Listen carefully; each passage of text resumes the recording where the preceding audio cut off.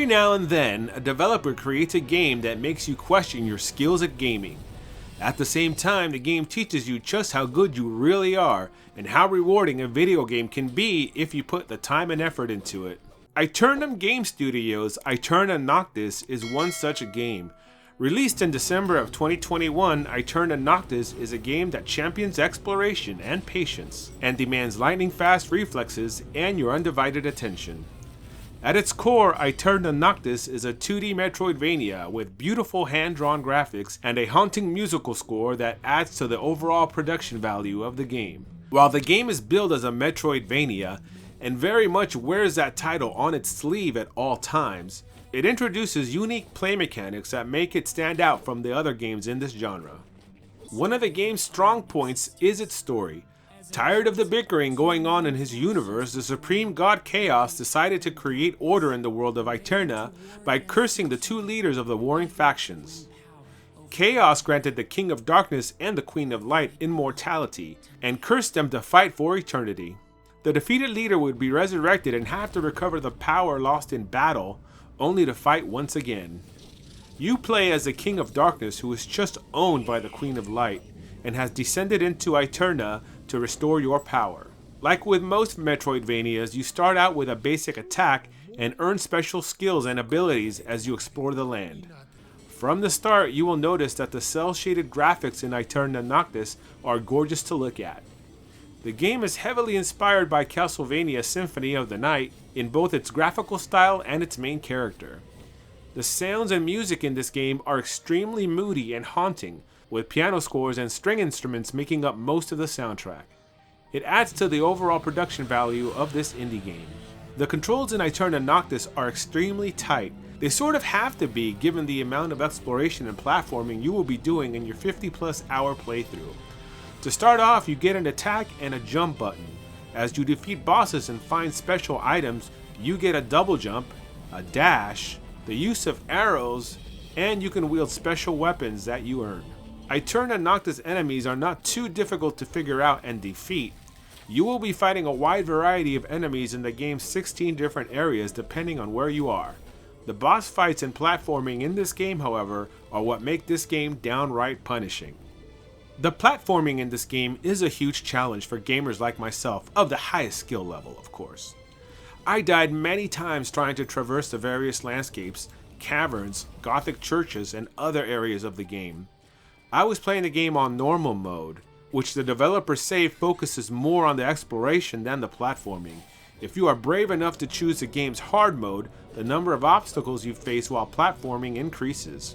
Thankfully, your character's various abilities, especially the double jump, wall climb, and dash, make the platforming totally doable, even for the most mediocre gamers. The question is, will the platforming challenges make you rage quit the game before you find that special item that will give you the leg up? As I stated, the boss fights in this game are downright punishing. The bosses each have their own patterns, and once you learn them, it becomes easier to defeat them. You will be dying a lot facing off against the bosses, but it's not because of the controls, because they are extremely tight. The bosses, much like most of the game, are extremely impressive to look at and fight, and once you defeat them, you are rewarded with an item needed on your quest, and an overall feeling of having achieved something larger than the sum of its parts. Most boss battles are multi-tiered, but don't let that scare you away. You can do this.